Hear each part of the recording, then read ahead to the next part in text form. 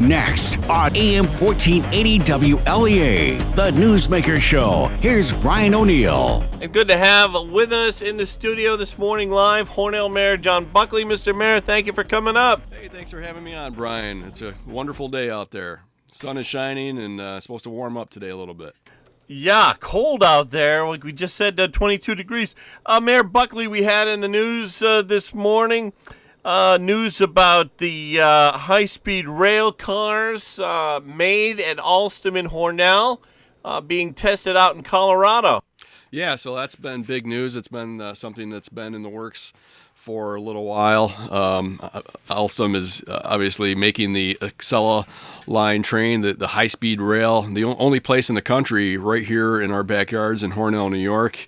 And although we do have a test track for it, the test track does not allow for the high-speed testing of the rail. So they have the facility out in Colorado, so they had to jump through the regulatory hoops and to get the trains out there to do so. But we've cleared those obstacles, and all arrows are pointing in the right direction on that. Reading from your speech, we have the text of your State of the City speech from the other night that you gave at Hornell City Hall. It says, if the tagline for 2018 was a city on the move, 2019 kicked that up a notch, with the tagline going into 20 being Hornell is a city in high gear. Yes, well, 2019 saw a lot of positives for the city of Hornell. We were named the second fastest growing city in the state. Brian, when you consider New York State leads the nation in population loss, that's quite a feat for the city of Hornell to not only buck that trend, but you look regionally in our area. A lot of our neighboring towns and villages are suffering. Not just population loss, but the loss of businesses and businesses closing their doors. And we actually have the opposite here, where this past year we welcomed 9 new small business owners, opening their doors. The courthouse, the old repurposed county courthouse. That saw a handful of businesses just in that building alone open their doors. Dalton Katie and Joe Garcia, the 2 young entrepreneurs who, really kind of stuck their neck out and took a chance and took that risk, and had a vision that they weren't too afraid to go after, and it's paying off. And I think there's 5 businesses open right there, but we had others on Main Street, on Broadway, on Loader Street. So we had small businesses opening up all over the city, which is that's a good problem to have right there. Other than being named the second fastest growing city in the state, we were named the 3rd most affordable place in New York State to live. So another huge feather in the cap of the city, and something we should all be proud of. We were also named one of the safest municipalities to live in as well. So there's a lot of positives happening throughout 2019, and those will continue into 2020. Speaking with Hornell Mayor John Buckley, you talked about in your speech the other night affordable housing and more development in that area. You talked about the Bassett Group, and you talked about the $10 million downtown revitalization initiative, the DRI as it's now commonly called. What's the latest on the DRI? Well, the DRI, it's we've got a pair of meetings coming up next week, next Thursday. So we have the LPC meeting, which LPC is the local planning committee, and we'll meet in the afternoon and we'll continue to review some of the applications through the open call process. That's where the local property owners can submit applications and proposals in the DRI. So we started reviewing those at the last meeting, and we will continue to do so at the next, and we'll take a deeper dive within those proposals. So we're working hard. The DRI is a long process, Brian. It's not something that happens overnight. It's for most communities that have won the DRI or been awarded the DRI funding, it's usually a year and a half to 2 years before the projects actually get off the ground, because you have to go through the planning stages. the planning committee, the local planning committee has to sign off on the projects and then put together a plan and submit that to the state. And then the state actually has the final say on if the projects go ahead or not. The state can come back and say yes or no, or they can kind of send it back and say, well, you need to modify it or tweak it this way or that way. So the state has a final say on it. So there's a lot of different levels, and it does take time, but it's going to make a huge impact on our downtown. And really, when you think about the $10 million, don't think of it as just $10 million in straight up grant money. It's how can you leverage that money with private money and turn that 10 million into 13 or 15 million or even 20 million. It just depends on the local stakeholders and the projects that they have that they want to work on, because the grant is a matching grant. So that's to say the projects for the municipality, projects for the city of Hornell, for instance, whether it's sidewalks, streetscape type things of that nature. Those are 100% funded through the DRI, but if you or I were to own a building and we had a project, then it's a matching grant. So that would be a 50 or a 60% match depending on the project and what the committee has to say. So it's really trying to leverage that money and turning it into more money and more investment into downtown, which will have a huge impact for many years to come. Have you spoken with any other community leaders, mayors, or town supervisors who have won DRIs, or do you speak with state officials to find out more about how it works and how to get the thing going? Well, it's mainly the state officials and the consulting team, Bergman, that the state pairs with the municipalities, because they've been partnering with the state for, since the inception of the DRI. So they know the ins and outs of it. They're well versed in it. And they really kind of walk us through the process. And it's somewhat of an arduous process, as I had mentioned before. So, although I have had some discussions with some of the winners, they kind of like us, they rely on that guidance, because there are a specific set of rules and guidelines that you have to follow and adhere to. But I tell you what, it's a great problem to have. We're very excited to do it. And I enjoy the meetings. We've assembled a tremendous committee that's excited and just ready and willing to go. We've got doctors, we've got small business owners, we've got people from education. We've got a very diverse collection of individuals with different experiences and who bring a lot of different things to the table. When you get ideas and suggestions, you probably don't want to go over the names of the people or the organizations or companies that are represented. But can you tell us anything about some of the ideas you're hearing and your reaction to what you've heard so far? Yeah, I mean the proposals have been there's been quite a few. Some of the proposals are. There's one proposal where a person wants to put an additional story on an existing building to create living space and office space, and so there's a lot of great ideas out there. That's kind of what we're trying to do is take these proposals, look at them each individually, because they're all, there might be some similarities, but there's a uniqueness to every one of them as well. So, there's a lot of proposals out there that have to do with making more living space downtown in the upper floors of some of the buildings. Office space is another common theme. Facade work. So, that's one thing that we've been talking about is creating a grant within the grant for facade work that would somewhat mirror the Main Street program, and to help the local merchants and business owners out on Main Street. If one thing I've always said is, if you're standing on Main Street and you look around, there's a lot of activity on the bottom floors, but not so much on the upper floors. And as far as the fronts of the buildings, the facades, it's really kind of a mishmash, and there's no real continuity. There's no real kind of theme or anything. So that's one thing that we're trying to address, and working with our state partners, I think we're going to have a good plan in place to do so. Very interesting conversation we're having this morning with Hornell Mayor John Buckley. Coming up, we're going to talk about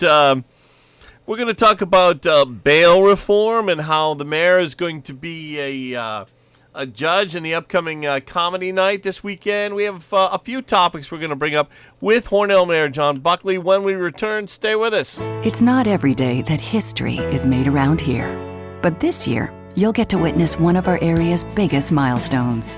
When the new St. James Hospital opens, you'll embark with us on a new journey, a new era, where you and your family will receive medicine of the highest order, right here in our hometown.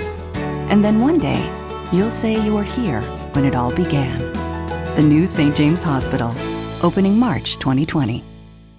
Meteorologist Gary Best on the line with us now. He says today's going to be a boring day, but watch out for snow come the weekend.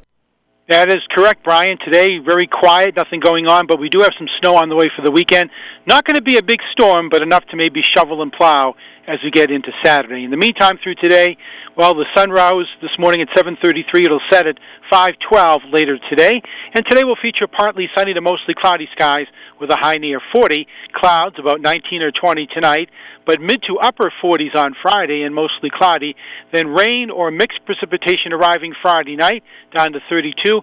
And about 1 to 3 inches of snow expected on Saturday with a high in the mid to upper 30s. Some of that could actually melt on the pavement. And then we're looking at scattered snow showers and flurries for Sunday and Monday with high temperatures, Brian, in the 30s. Thank you, Gary Best, back with Hornell Mayor John Buckley. Let's continue. Before we get to bail reform, talk a little bit more about the Hornell State of the City speech for 2020. You mentioned the state capital news, Albany in their budget having a $6 billion deficit. And we've had Senator O'Mara on. He's talked about this being, I believe, a Medicaid problem. Yeah, Medicaid accounts for a large portion of the $6.1 billion, and that's a billion with a B, Brian, deficit that the state is facing this year. And a lot of it's self-inflicted because New York State pays more than any other state in the nation for the program, and amongst other things, a budget is really kind of a priorities list, and if you look at the priorities New York State has, it's just obviously they can't afford them. There's too many, and in my mind, I think they could do a lot better if they went back to the table and just made a list of needs and separated the wants from the needs. Traditionally, whenever there's a deficit of this magnitude, what Albany typically does is start shifting costs, and you're already seeing that. And if you work, if you're at the municipal level or if you're at the county level, then the red flag should be going up because buckle up if you're a local administrator, Jack Wheeler at Steuben County or myself here in Hornell, because there will be cost shifting, and they've done it before. They've tried messing around with AIM last year, which is aid and incentive to municipalities, and that's one thing that's really bothered me over the years is school districts always have a built-in increase in their foundation aid almost every year. I mean, it's very seldom that they don't, and I'm not arguing against that. And they have their work cut out for them, and they do a great job. But at the same time, AIM for cities has not changed in 11 consecutive years, and I don't expect it to be increased this year. So 11 going on 12 years, cities have had the same amount of aid from the state. So if you factor in inflation, that same amount of money doesn't have the purchasing power that it did 11, 12 years ago. So just because you factor in for inflation, we're getting less money from the state. We're getting less aid. So the state of New York is really hanging municipalities out to dry in this sense. We talk about all these different grants and everything that the city gets here and there, and and other municipalities do as well. Well, most of those grants are tied to a specific project. And, if you get a grant for the water treatment plant, for instance, that can only be used at the water treatment plant. Or if you get a grant for the fire department, that has to be used for something specific, a truck, an ambulance, equipment, or whatever. AIM is the only funding stream from the state that you can use for whatever you want. You can use it for administration. You can buy a backhoe. You can buy a pickup truck or a jackhammer. Whatever it is you need, you can use that in those areas. It's the only unrestricted funding stream, and it hasn't moved in 11 going on 12 years, and I think it's wrong, and it's something that we talk about at NICOM, the New York Conference of Mayors, which I have a conference coming up next month. That's always a huge topic, but I think the state really needs to do a better job, instead of demonizing counties and towns, villages, and cities. They need to realize that this is where real governance works, and we're all working on a shoestring budget, and all the while they expect us to stay within the 2% tax cap when they're running amok up there in Albany. Mayor Buckley, a question occurred to me while you were speaking. There's a school of thought that we don't want, among some, that you don't want to depend on taxes for anything, and towns should be self-sufficient and whatnot. Is that possible in today's world? Could you ever say, okay, I'm against this in principle, I'm not going to take your money? What would happen? What would you lose if somebody was in office and said that to the federal government and the state government and the county government? What would happen? So you're asking if a municipality were to refuse state funding? Well, just kind of curious, because I've heard different people say to me lately in private conversations, they think that there's too many grants for this and there's too many grants for that and so on and so forth. What would happen? Well, I would argue, Brian, that there's good grants and there's bad grants, and I'll give you examples. So we have projects going on at our water filtration plant, and that's the fresh water. That's the water that comes out of your tap. And then we have projects in the hopper for the water pollution control plant, and that's the sewer plant.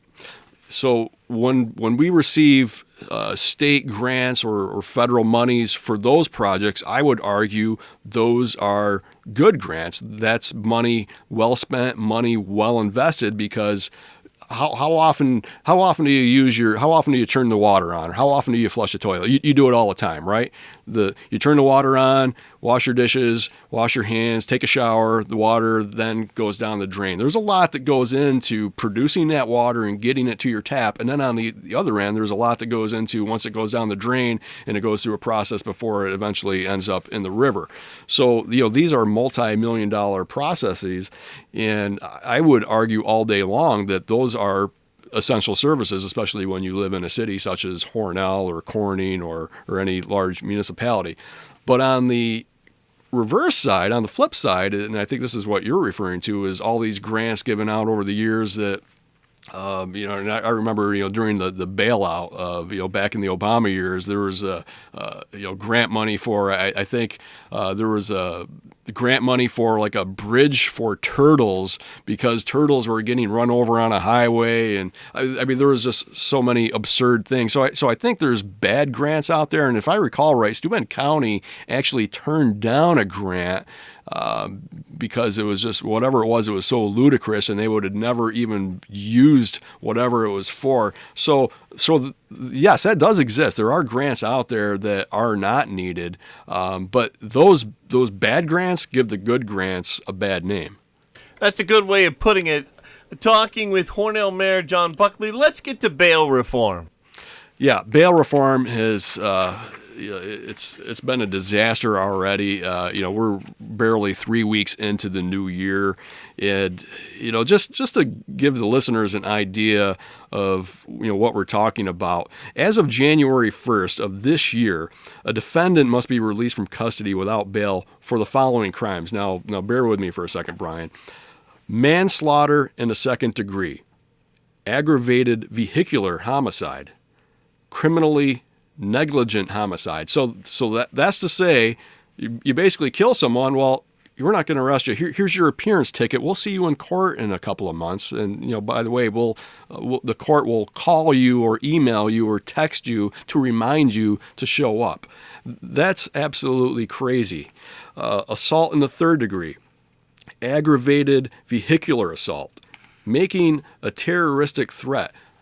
You could phone in a bomb threat, and instead of being arrested, here's your appearance ticket. We'll see you in a month at court. Does that make any sense? It doesn't make any sense to me. Criminal possession of a gun on school grounds, criminal possession of a firearm, criminal sale of a firearm to a minor. Here's your appearance ticket. Arson in the third and fourth degree. Again, you burn the place down. Well, we're not going to arrest you. Here's your appearance ticket. Thank you, Albany. None of this makes any sense. Unlawful imprisonment in the first degree, which is a fancy way of saying kidnapping. And again, here's your appearance ticket. Criminal possession of a controlled substance in the first or second degree. Criminal sale of a controlled substance in the first and second degree near or on school grounds. Again, you could be selling drugs across the street from a school. We won't arrest you. Here's your appearance ticket. So you have all of these different items that were included in the state budget from last year that went into effect January 1.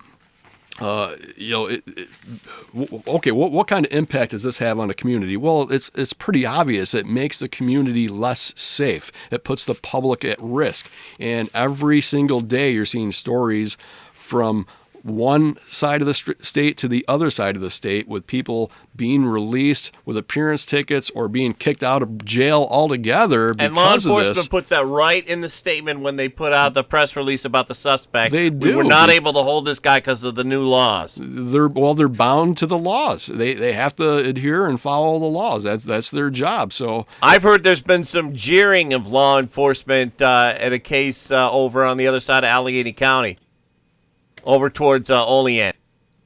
I'm not familiar with that one. Yeah, it didn't make the news, but I heard about it from some law enforcement in Allegheny County that some officers were trying to arrest somebody, and the person was, ha, ha, ha, I'm going to get an appearance ticket. Ha, well, that's a good point. I didn't hear that story, but that's an excellent point, because what this does is, the criminals, they know these rules are in place now, so that emboldens them, and they're going to say, well, exactly what you just said.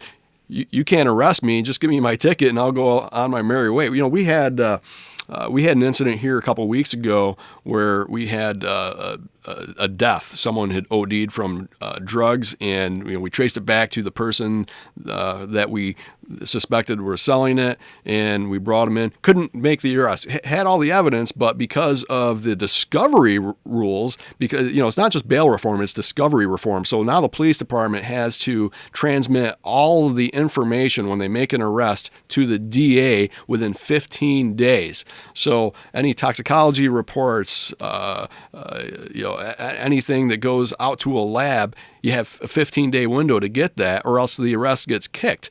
Well, obviously it takes longer than 15 days to get these tests back because the labs are just inundated with all this stuff. So now the police department has to basically say, well, we're going to confiscate the drugs and we'll send them out to the lab, and when we get the results, maybe 3 months down the road, then we'll arrest you, assuming we can still find you or you're still in the area. It makes no sense. It puts the public at risk. You and I, as we sit here today, are less safe than we were a month ago. It's absolutely ridiculous. Albany needs to get their act together and change this.